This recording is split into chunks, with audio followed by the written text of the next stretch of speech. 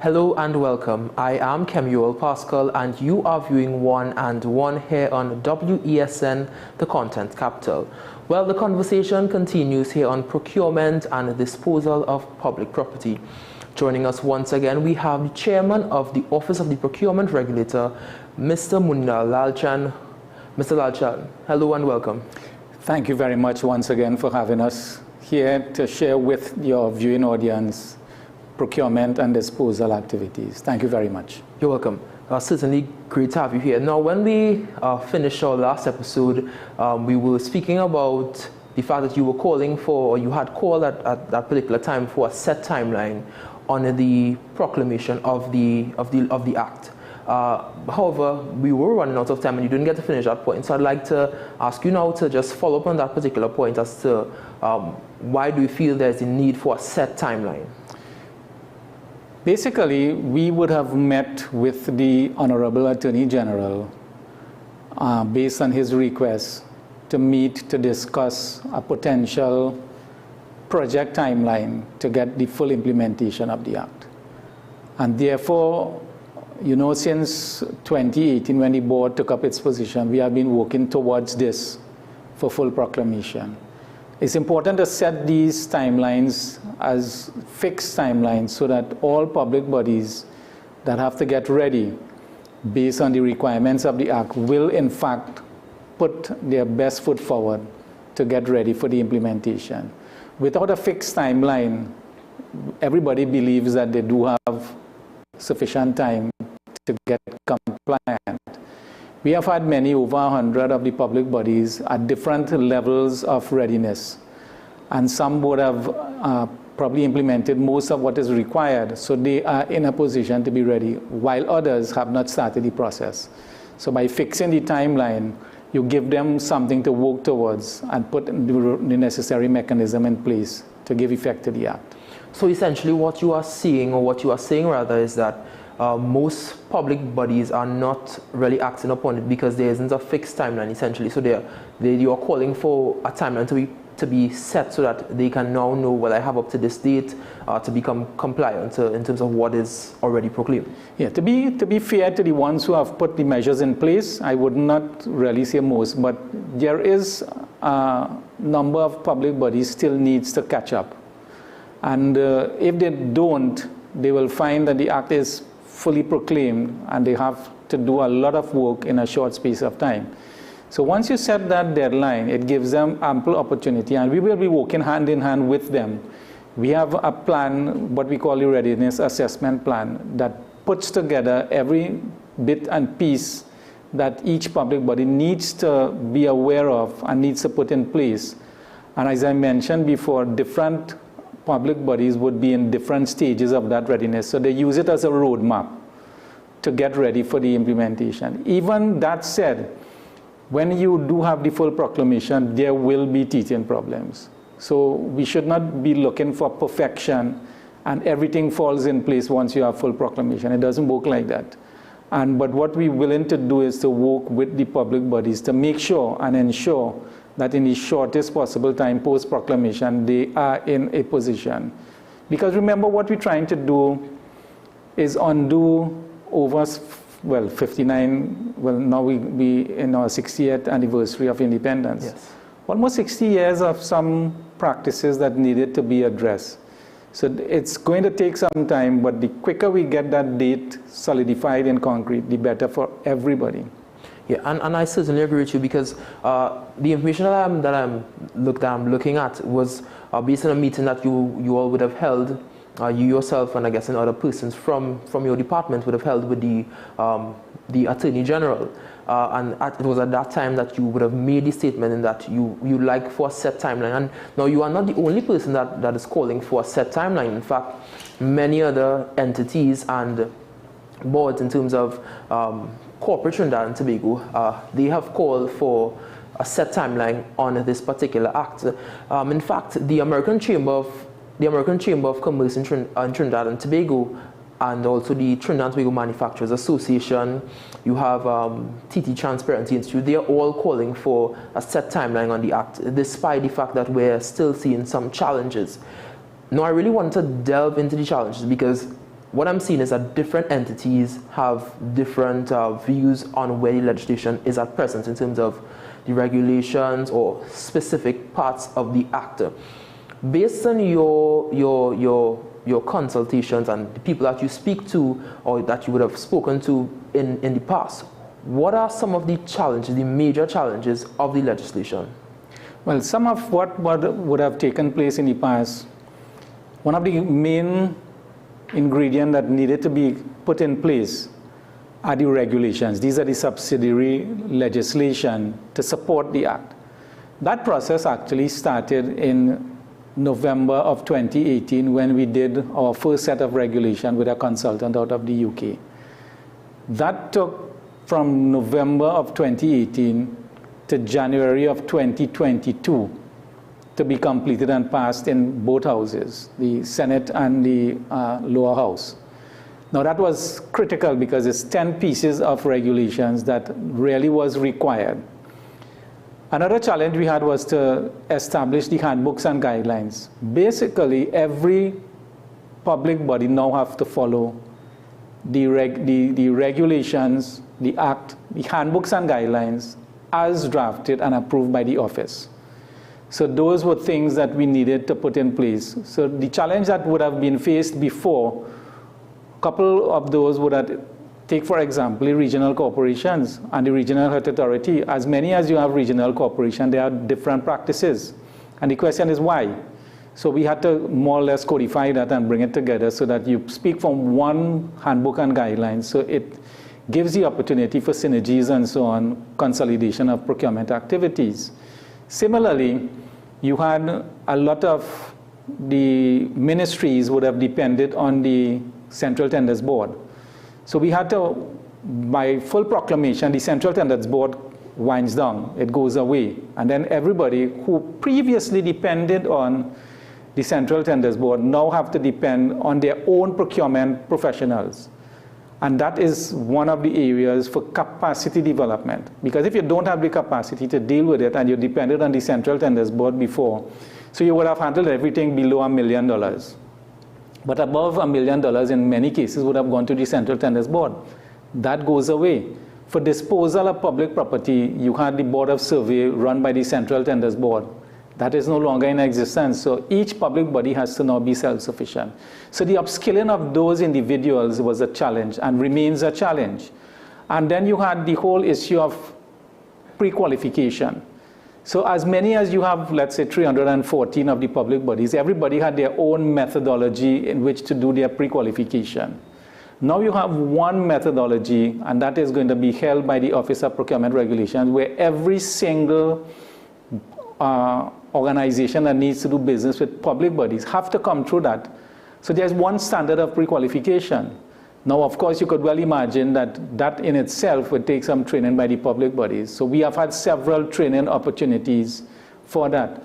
Additionally, now you have to publish on a quarterly basis all the tenders that you have awarded, to whom you have awarded it, and the value of the award. Previously, you never required that in the public domain.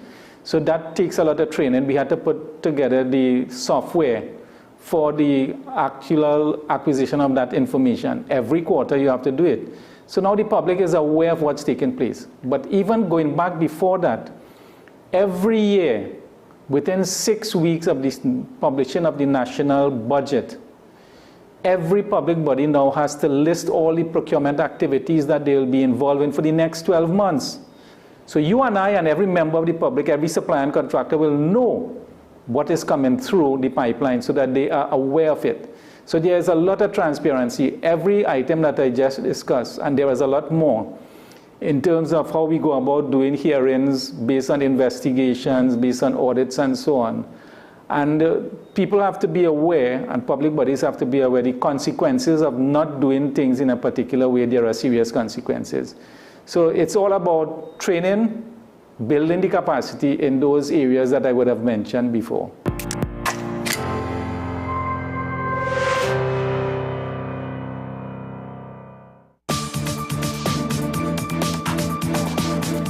I am Rondell Donowa, attorney at law. and host of Strictly Legal on WESN Content Capital. Strictly Legal is a legal program geared towards informing you, the public, of your legal rights, responsibilities, and remedies. So be viewing Thursdays 10 a.m. to 10:30 a.m.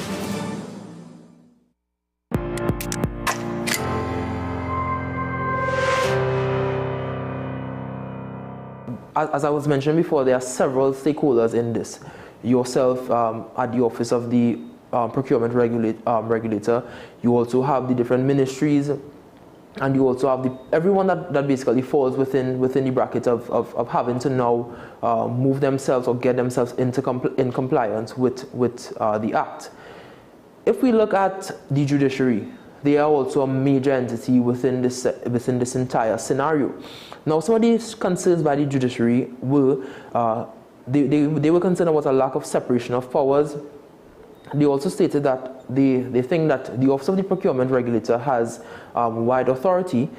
They said that there's insufficient assurance of due process, concerns of abuse and challenges to a public body's procurement activity, the chance of the Act being used to hinder the function of lower courts, and quite a number of other things that they mentioned. Now, remember when we last spoke in our previous episode, you would have mentioned that the OPR has the opportunity in terms of if someone feels that they have been so aggrieved before it reaches to the court, they have the opportunity to now come to you all and state your case, and you will have a number of days in which you must do certain things by in order to ensure that there's not a major delay and people are actually granted the justice that they need to be granted in terms of companies. How would you respond to the fact that the judiciary has said that they think that your powers are wide in terms of what the Act proposed, and also the concerns, and another concern they said, concerns of abuse and the challenges to a public body's procurement activity? We have to follow what is in the Act, and we cannot say we have too much of powers or too little bit of powers. We need to address the issues as they come before the OPR. And I think we have sufficient powers to make sure that once and for all we deal with white-collar crime and corruption. We make no apology for being in the position we are.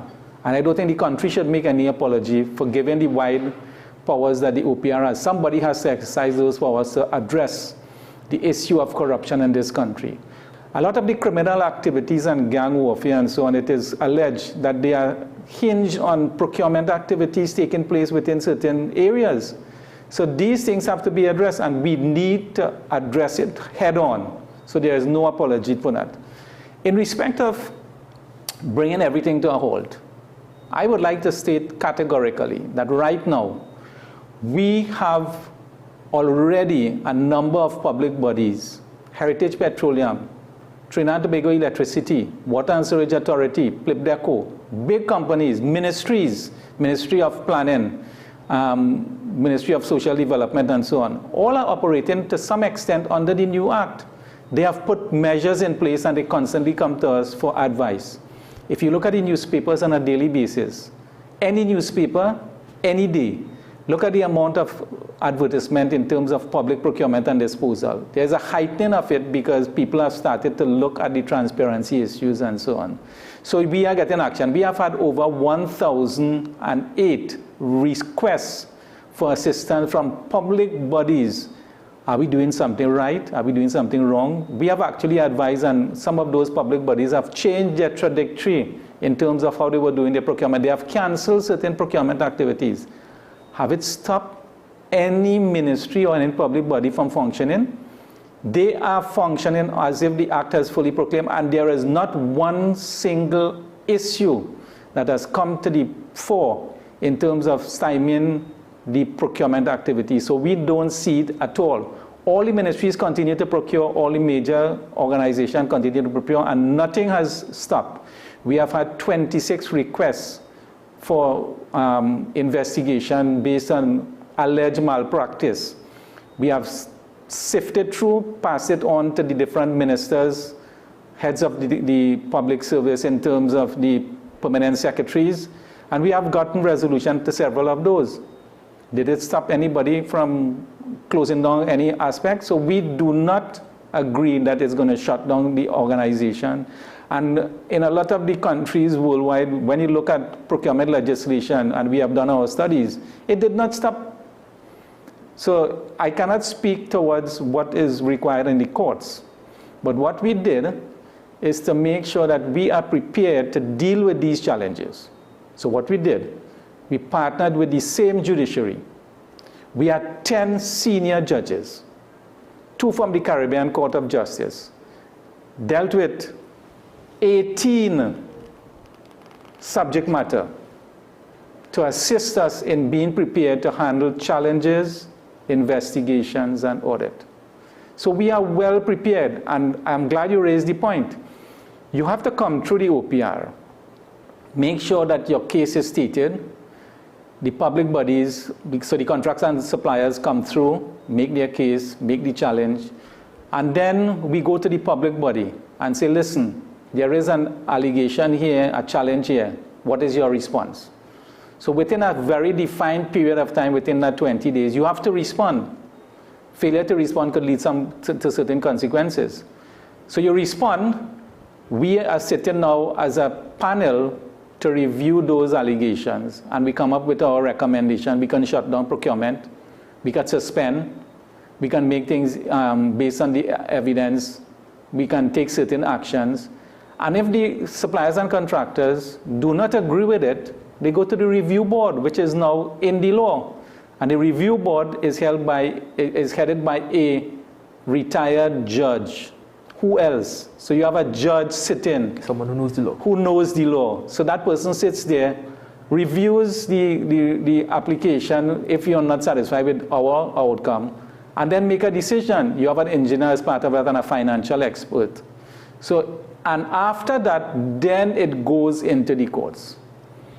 So there are 2 stages you have to go through.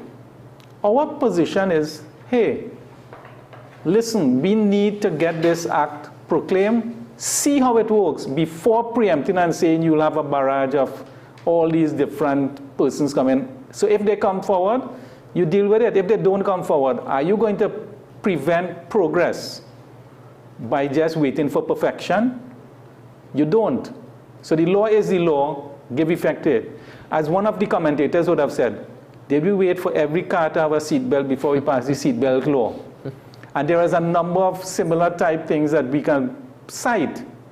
We believe the time is far gone for full proclamation, and we are working very closely with the Attorney General's office to make sure this happens. And based on that collaboration, we expect there will be recommendations on both sides. But we believe at the end of the day, we'll have a good product to deal with it. Success with this legislation, and I want to emphasize that success with this legislation is not how many people we put behind bars, but how many organizations is in compliance with the act. That way, you don't have to fight cases in court. You don't have to put people behind bars, but you have people complying. You save taxpayers' money, and therefore you have a lot more money to go around to fix the roads, to have drugs in the hospitals, to pay for any additional things in the schools, the educational system. Think about the possibility. Once we get this going, there is a lot more upsides that we believe than the downsides that have been bandied about.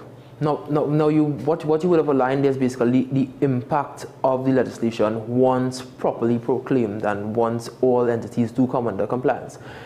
Many people will share the view that, okay, we had the Central Tenders Board before, now you are essentially putting something in place, and they may say, well, this is much more red tape.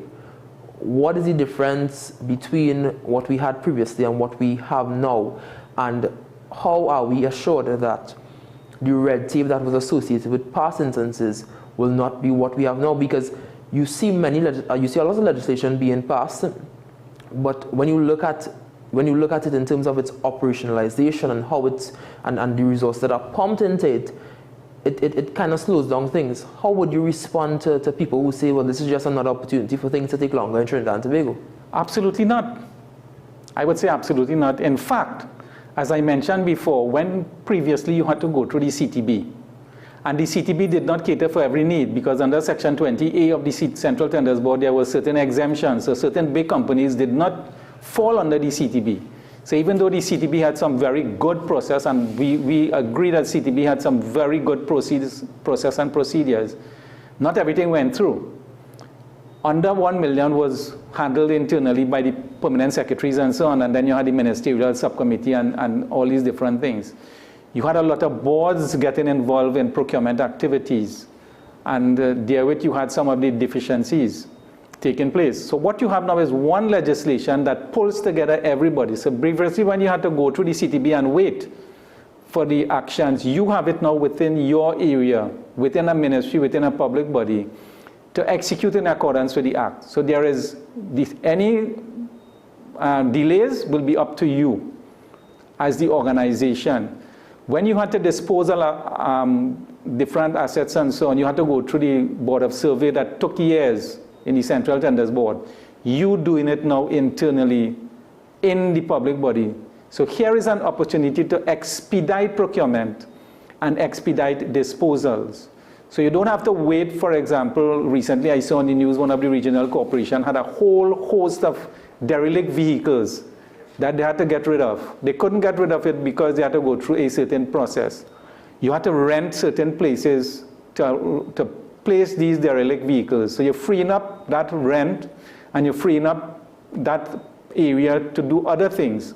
So this is geared towards breaking down some of the bureaucracy that you have, at the same time developing some very robust policies and procedures to prevent collusion, cohesion, bid rigging, and all these different things. And the law has serious consequences in terms of some of the charges that could be laid. Maybe you can tell us what are some of those I'll give you some, basically.